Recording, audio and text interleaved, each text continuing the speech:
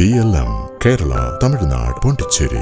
പ്രതിപക്ഷ നേതാവ് പിണറായി വിജയന്റെ വീട്ടിൽ റെയ്ഡിനെത്തിയ ED ഉദ്യോഗസ്ഥരെ ആക്രമിച്ച കേസിൽ CPM പ്രവർത്തകർക്ക് ജാമ്യം. 67 ദിവസത്തിന് ശേഷമാണ് 7 പ്രതികൾക്ക് ഹൈക്കോടതി ജാമ്യം അനുവദിച്ചത്. കർശനമായ വ്യവസ്ഥകളോടെയാണ് ഹൈക്കോടതി പ്രതികൾക്ക് ജാമ്യം അനുവദിച്ചിരിക്കുന്നത്.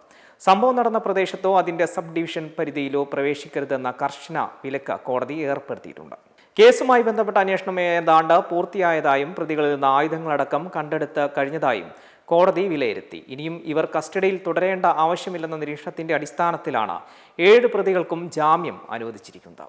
കൂടാതെ ED ഉദ്യോഗസ്ഥർക്ക് ഉണ്ടായ പരിക്കുകൾ കോടതി പരിശോധിക്കുകയും ഒരു ഡ്രൈവർക്കുണ്ടായ നിസാര പരിക്കല്ലാതെ മറ്റ് സാരമായ പരിക്കുകൾ ഇല്ലെന്ന് വിലയിരുത്തുകയും ചെയ്തു.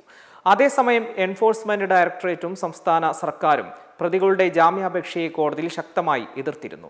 EDക്ക് വേണ്ടി ഹാജരായ അഡീഷണൽ സോളിസിറ്റർ ജനറൽ കേന്ദ്ര ഏജൻസിയിലെ ഉദ്യോഗസ്ഥരെ ആക്രമിക്കുന്നത് വളരെ ഗൗരവകരമായ കുറ്റകൃത്യമാണെന്നും ജാമ്യം നൽകരുതെന്നും വാദിച്ചു.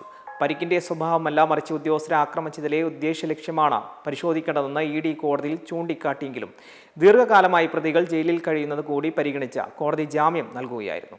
പിണറായി വിജയന്റെ വസതിക്ക് പുറത്ത് റെയ്ഡ് കഴിഞ്ഞ് ഇറങ്ങുന്നതിനിടെ വാഹനങ്ങൾ തകർക്കുകയും ഉദ്യോഗസ്ഥരെ മർദ്ദിക്കുകയും ചെയ്തുവെന്നാണ് ഇവർക്കെതിരെയുള്ള കേസ്. മെയ് 28 മുതൽ പ്രതികൾ ജയിലിൽ തുടരുകയായിരുന്നു. നേരത്തെ പലതവണ ഇവരുടെ ജാമ്യാപേക്ഷകൾ കോടതി തള്ളിയിരുന്നെങ്കിലും ഇപ്പോൾ അന്വേഷണം പൂർത്തിയായ സാഹചര്യം കണക്കിലെടുത്താണ് ജാമ്യം അനുവദിച്ചിരിക്കുന്നത്. മെമ്പർമാരുടെ നിക്ഷേപങ്ങൾക്ക് ഉയർന്ന ലാഭവിഹിതം നൽകുന്ന കേന്ദ്ര സർക്കാർ സഹകരണ registered society Bharat Lajna multi state housing cooperative society limited.